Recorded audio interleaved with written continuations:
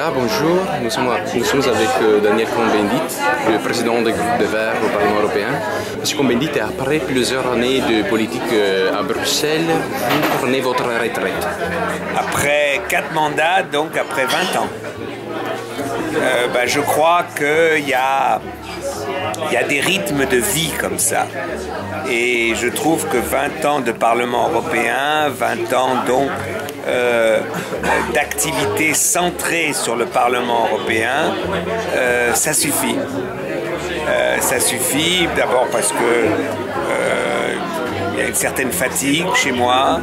Il y a aussi cette impression que j'ai tout donné et qu'il faut que d'autres générations maintenant reprennent le flambeau de l'Europe. Et donc voilà, j'aurai 69 ans, donc près de 70 ans, et je trouve que ce départ est légitime. Croyez-vous que c'est le moment juste pour quitter? Non, c'est pas le bon moment. Mais des fois dans la vie, on ne choisit pas ces moments. Je veux dire, vous comprenez, moi j'aurai près de 70 ans. J'ai encore, disons, une dizaine d'années où je peux encore construire quelque chose dans ma vie. Parce qu'à partir de 80 ans, c'est la roue libre, quoi. Hein. Après, on voit. Et donc, voilà, j'ai envie, une dernière fois, de changer. Et le projet fédéraliste, j'ai lu votre livre L'Europe début, que vous avez écrit ensemble à Guy Verhofstadt. C'est un projet qui reste donc pas fini alors? Non, mais parce que d'abord, le projet fédéraliste, c'est pas moi. Et puis d'abord, ça ne veut pas dire que j'arrête de faire de la politique.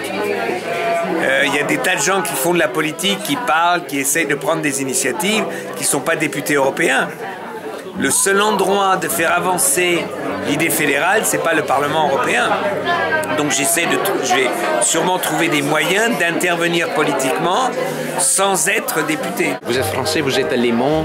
Qu'est-ce que vous pouvez me dire de votre double appartenance à deux pays qui ont fait et qui font aujourd'hui encore l'histoire de l'Europe? Moi, mon problème, c'est qu'à chaque fois que je suis en France, je dois expliquer l'Allemagne aux Français, et à chaque fois que je suis en Allemagne, je dois expliquer la France aux Français. Ces deux pays sentent qu'ils ont besoin l'un de l'autre, mais ils ne se comprennent pas toujours. À Bruxelles, on a beaucoup parlé d'une possibilité, d'une hypothèse, d'une fusion entre le groupe des libéraux et les Verts au Parlement. Difficile, très difficile. Parce que le groupe des Verts et le groupe des libéraux, c'est pas Verhofstadt Cohn-Bendit. C'est des composantes différentes et je crois que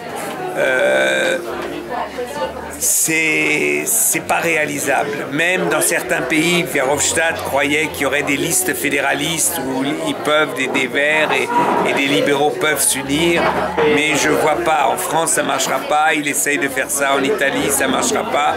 Je crois que les cultures politiques entre les libéraux en général et les Verts en particulier sont quand même très différentes. Vous avez eu aussi des difficultés en France avec l'Europe et l'écologie par rapport au Fiscal Compact. Oui, mais moi je dis, en général, j'ai fait un petit livre qui s'appelle « Pour en finir avec les partis politiques ». J'aurais dû appeler ça parce qu'une démocratie a besoin de partis politiques. Mais c'est vrai que personnellement, je ne supporte pas non plus les partis politiques. Le fonctionnement des partis politiques, c'est un calvaire.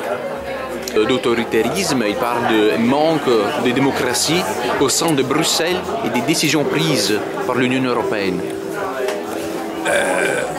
Il y a toute une dimension où on peut comprendre ces critiques, mais je veux dire, le problème, c'est comment maintenant faire avancer la démocratie européenne vers un véritable fédéralisme européen. Par rapport au mouvement, disons, un peu eurosceptique, dans toute l'Europe, il y a une crise et ce genre de mouvement va grandir. Que vous en pensez? C'est une possibilité, ça dépend de la capacité des forces politiques pro-européennes, fédéralistes à mobiliser. Oui, il y a un danger d'entrée en force de mouvements eurosceptiques au Parlement européen. C'est le danger de la démocratie. Croyez-vous que la gauche européenne va dans la juste direction? Non, je crois qu'en partie, on ne peut pas parler de la gauche.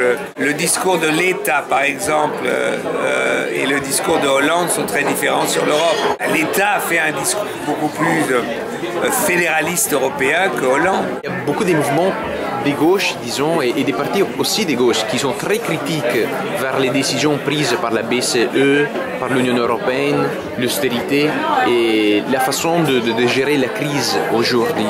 Et ça les rapproche beaucoup à certaines positions de la droite, de l'extrême droite. Et je crois qu'il y a un souverainisme de droite et un souverainisme de gauche.